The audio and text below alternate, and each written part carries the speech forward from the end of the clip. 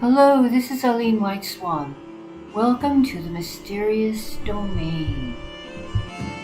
Now it's time to talk about the third part of the Grail suit in the tuathadedanaantarot, the House of the Grail Keepers, cards 6 through 10.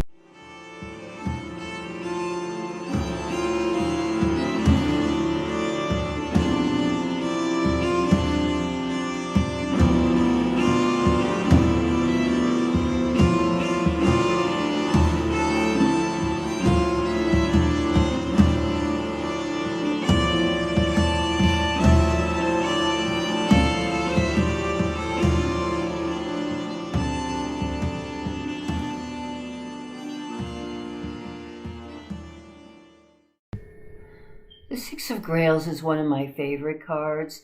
It's a card about good memories from the past, thinking about the past in a kind of nostalgic way, maybe having chance encounters with people you haven't seen for a long time, and just having a lovely, heartfelt moment together.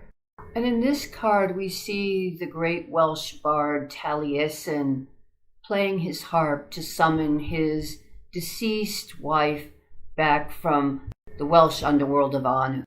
Now, Taliesin is a great poet. I say he is because he's kind of an immortal poet. And he was originally known as Gwion, who was the servant of the hag goddess Ceridwen in the Welsh cycles.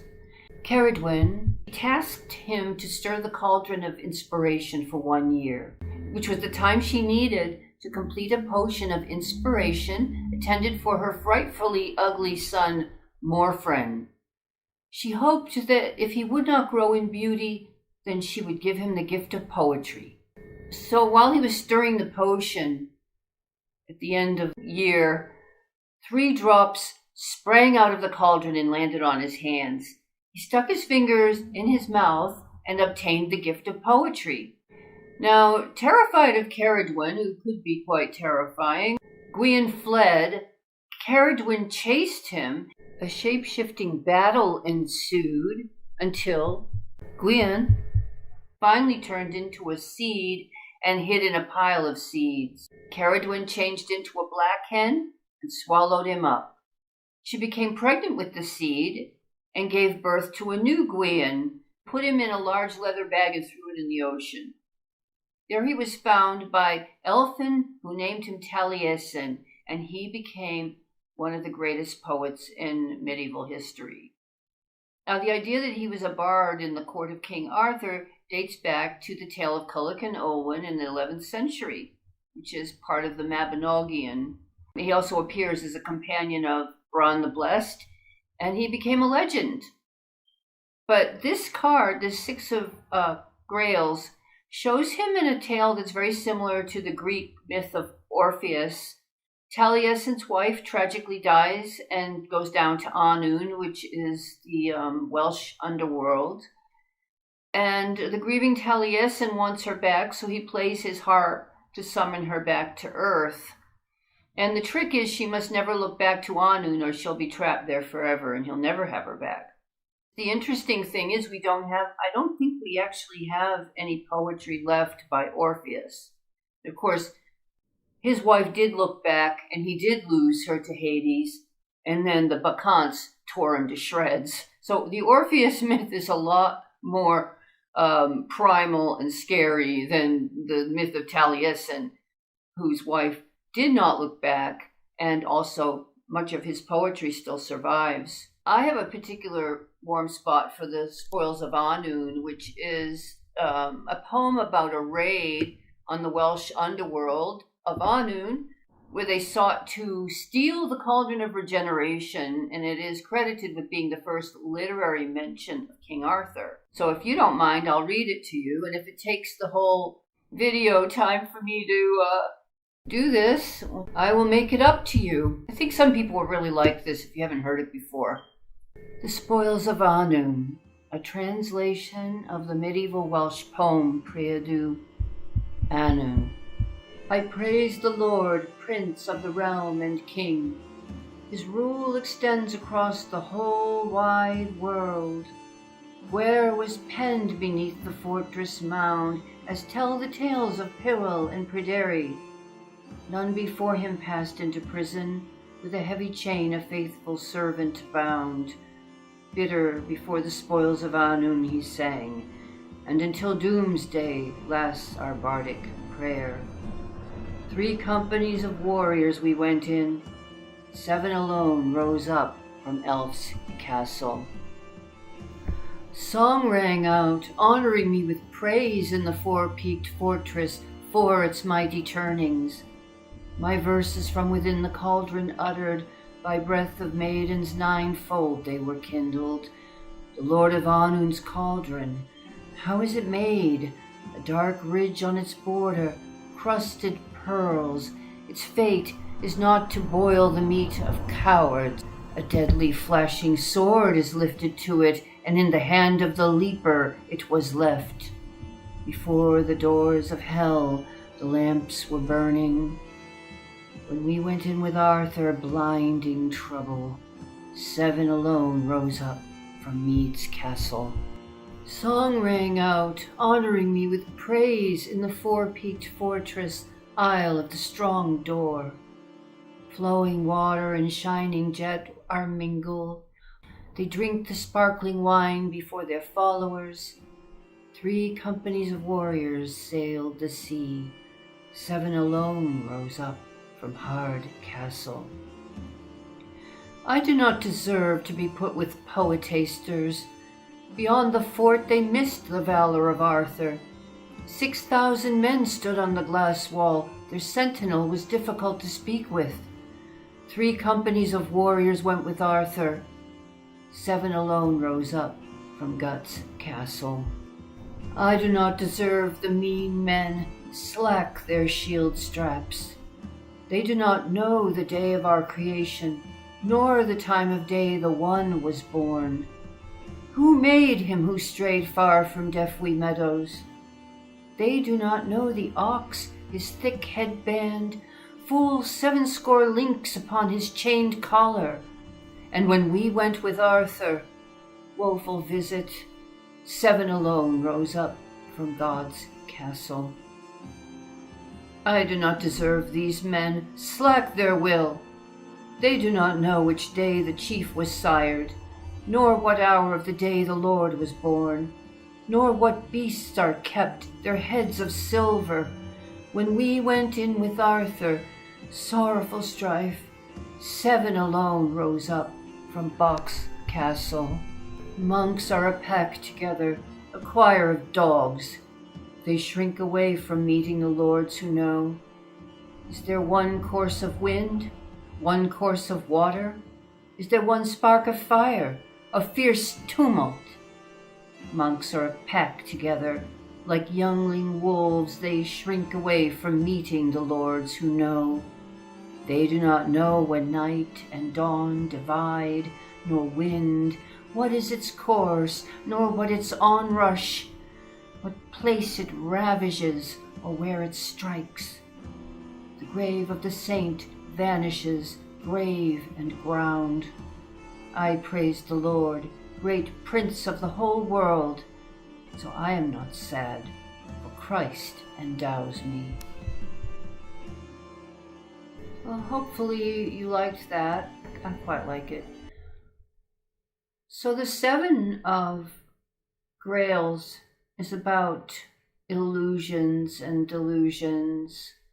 You know, often on the Grail quest, the knights would run into a bog or a mist or a fog or a dark forest. And because it's a magical land, and it really is, there's a lot of black magic about. There's fairy stuff going on, and it's the paganism of the druids is still hanging around, and Camelot is sort of a bastion of Christianity as the stories have come down to us. And the knights on the Grail quest have to learn how to see what's real, what's not real, what is a message from God or a message from the devil. It's a spiritual task that is really difficult. because they're full of desire to attain this grail and this higher level of consciousness. And they're also very keen to attain love and to find their true soul. And when illusions flash up, the only way you can know whether it's an ego generated desire manifesting as a sign or a symbol or an encounter with helpful or wicked beings, or whether it's a message from God, is to get your ego drive out of the way so you can tune in and listen to the divine voice. So this is part of the lesson in the Holy Grail, is this honing and tempering of the self to be able to discern a higher consciousness.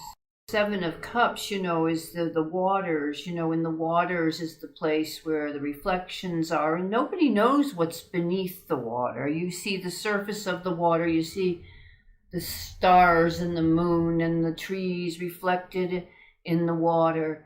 You see things on the surface of the water, but this is the immense mystery of the earth. We don't really know what's under there, and especially in a time when people didn't dive down very deep, right? They didn't have submarines and things.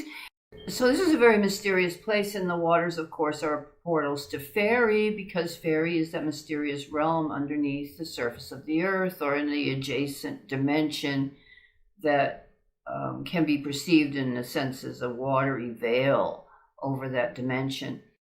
Of course, Excalibur, the Lady of the Lake, raises the sword out of the lake. So I kind of think of the Seven of Grails or Cups as a sort of smaller version of the Moon card, in the sense that it's all in the sublunar realm.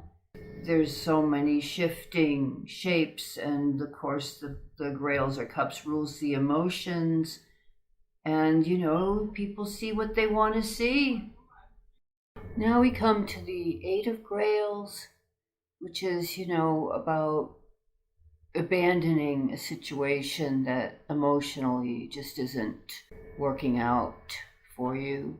And this is the Lady of Shalott. She first appears in the Arthurian legends in the 13th century as Elaine of Astolat, who is shown in this tarot deck and the Six of Spears. Elaine, who was supposed to be Lancelot's wife and is the mother of Sir Galahad. The Lady of Shalott didn't become famous until Alfred Lord Tennyson, the Victorian poet, wrote this long poem about her. The Victorian British were really into the Arthurian legends and the Holy Grail, and a lot of artists portrayed her. Most famously, was Waterhouse made that beautiful painting of the Lady of Shalott. The poem is long, it's a ballad, and it was set to music in the 90s by Loreen and McKennitt, and it's really beautiful, and I will link to that in the description so you can go listen to it if you haven't heard it before. It's really worth a listen. It has the lyrics on the screen. But basically, she's a fairy woman, and she's trapped in a kind of mirror world where she weaves and spins, and she has a curse on her that she can never look out upon Camelot, and she sees Sir Lancelot ride by in the mirror, and the curse comes into action, and she dies, and she is set on a boat, and she goes down the river, and Lancelot sees her. And it's a sad, tragic, romantic story that captures the imagination. And in the card, as she's going down the river, Lancelot has seen her, but he turns away to continue on the Grail quest, which is represented by the stag waiting at the edge of the forest. Now we come to everybody's favorite card, the Wish card. And this is one of the priestesses of the Grails that we see in the Three of Grails. And she's offering her golden cup filled with the water of the sacred wells to the viewer. And she's wearing a moon crown, and she's surrounded with Grails, and she is there to elevate the vibration, to bring healing, to bring love, and she is the ultimate granter of wishes from the Holy Grail. So, we're all happy when we see that card in a reading, because that means we get what we want, right? Now we come to another highly fortunate card, the Ten of Grails, which is about the emotional fulfillment of all your desires. And it shows Percival, this time as Parzifal, and his wife Conduir. And Parzifal is from a poem by Wolfram von Eschenbach that he wrote in the 12th century called Parzifal. And what happened was the writer of the Holy Grail quest, the Conte de Grail, Chrétien de Troyes, died without finishing the manuscript, and this left the Holy Grail legend open to other people to try and end it and make it fulfill their creative vision. So Parzifal is on the Grail quest, and he meets a character from a heathen character called Faery, who is heading a Saracen army, and meets Parzifal and challenges him to a fight. And Faery breaks Parzifal's sword, and since he has vowed not to kill an unarmed man, he stops the battle. And he continues on with Parzifal to the Grail Castle. There Parzifal answers the question, who does the Grail serve? And he heals the wounded king called Anfortis in this, and then he becomes the Grail King, and he's there with his wife Conduir, who have 2 children, one of whom is Lohengrin, who is in the 5 of Grails in this deck. So this suggests that she's a fairy being. And Faery falls in love with Rapunzel de Choya and becomes a Christian so he can marry her. And they give birth to Prester John, who is the emperor in the tuathadedanaantarot. Wolfram von Eschenbach has taken this story and he's woven it into all the rest of the lore, and we see new connections being made. But this 10 of Cups, this 10 of Grails, is showing Parzifal and Conduir being blessed by the Virgin Mary, which is the divine feminine, and the 10 of Cups reigns around them. The swans are there because their son is the Swan Knight, Lohengrin, and also because the swan has a lot of symbolic connections to the Holy Grail. So we finished the Grail suit, and I really hope you guys enjoyed it. I hope that it makes your reading with the cards more in depth, and well, thank you for listening. If you made it all the way to the end, I hope you like and comment and subscribe, because it really helps these to get out there. It really does. I don't know if people realize, if people will like a video, that means YouTube will recommend it to other people, and so it helps the this material to be dispersed, and that will be very cool. I'd really appreciate that if you do that, and thank you so much. Take care. Bye-bye.